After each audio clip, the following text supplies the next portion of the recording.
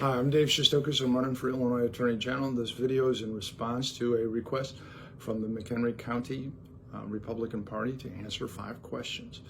And so if people want to find out more, they can find out more at dave4ag.com, dave4ag.com, or there's even more at my personal website, Shestokas.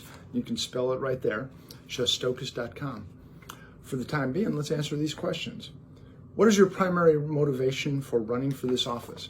My primary motivation is to see to it that the Illinois Attorney General's office is operated consistently with the Illinois Constitution and Illinois statutory law.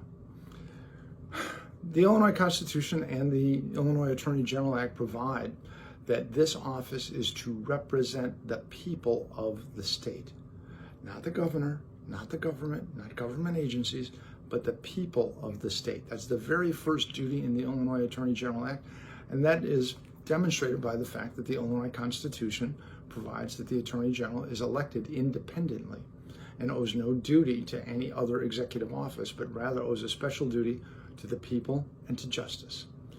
And of late, this office has been run more like the government's personal attorney rather than the attorney for the people. You know, the Attorney General has, in fact, made possible everything you do not like about what Mr. Pritzker has done the last 2 years.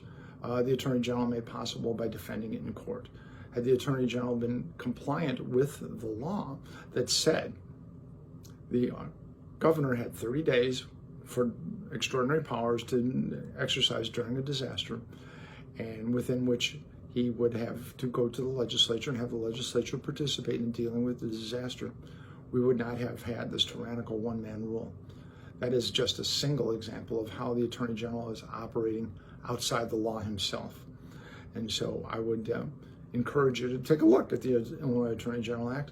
But that's really the goal of the primary reason that I'm running for this office is to bring this office in compliance with the Illinois Constitution and Illinois statutory law. It hasn't been for a long time. And it hasn't been because there's kind of a misunderstanding of what this job is. But the job is to represent the people, not to represent the governor. So this is something people need to understand. The next question they ask is, what do I want to accomplish if or when I'm elected to this office? You know, as an assistant state's attorney, I handled more than 400 felony investigations and prosecutions and more than 10,000 criminal misdemeanors. And so I have a good deal of experience in the criminal law.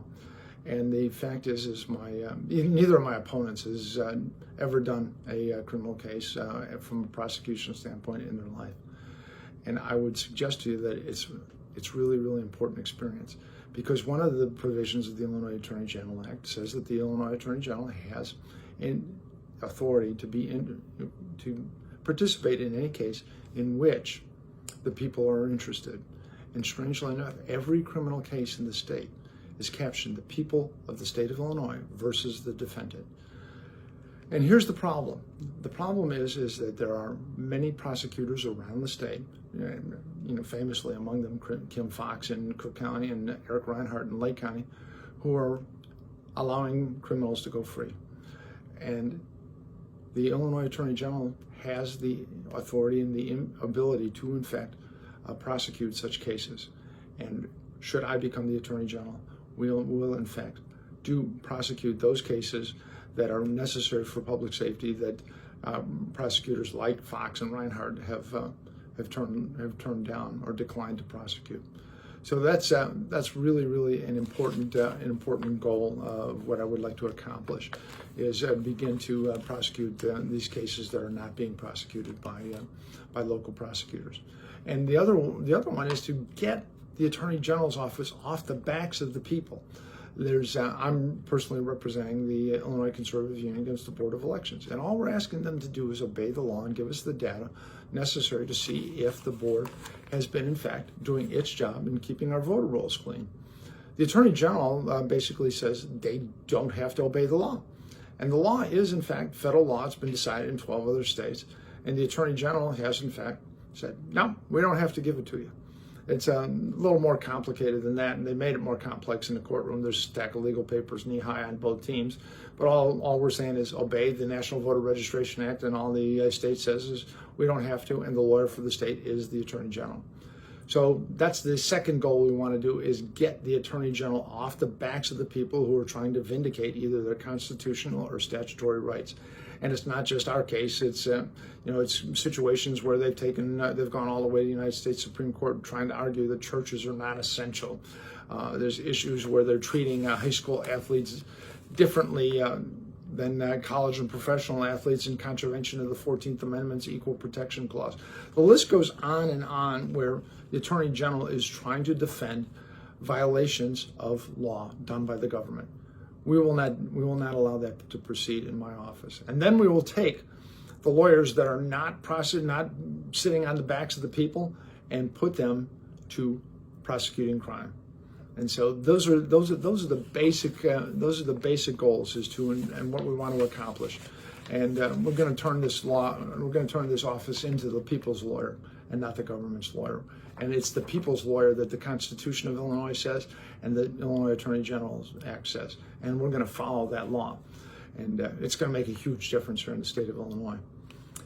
They want me to describe 3 bedrock principles that are most important that will guide every decision I make in my public life.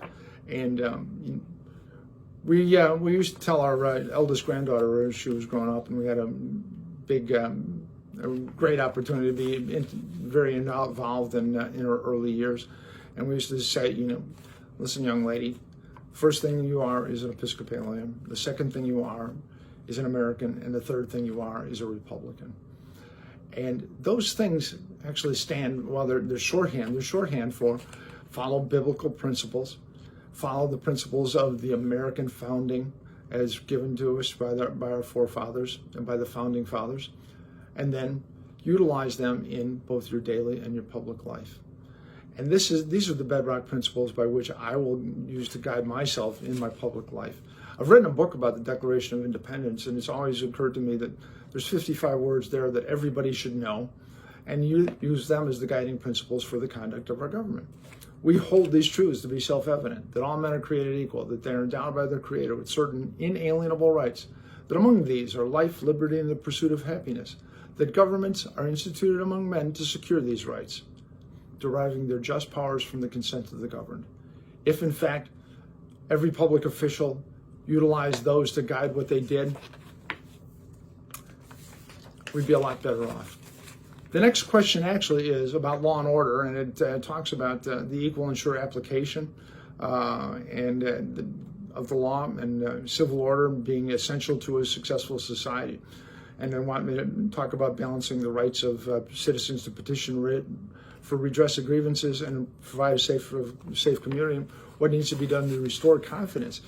I would suggest to you that the very first thing that needs to be done to restore confidence in the rule of law is to have the government follow the law.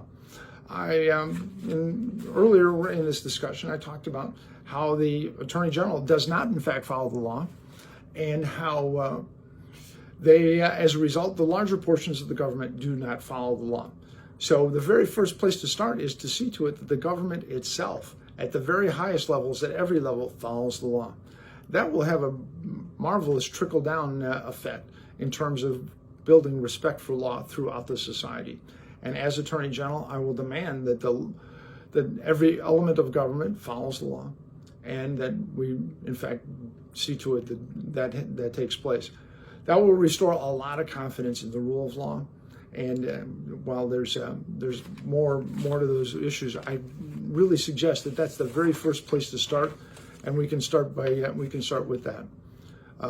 So those are that. And I've got one more question, and it says small government. Government always gets bigger and accordingly more intrusive and controlling over citizens' lives. What's your suggestion on how we can rein in? I'm only just going to address the Attorney General's office, and one of the plans we have to do here is, again, take the attorneys general that are litigating against the citizens and see to it that they prosecute crimes on behalf of the citizens. So we just want to reorder priorities. We will not make government bigger to do that, and I would suggest that every official in government should look at things that way, that when they want to do something different, They reorder the priorities and do not ask for additional resources.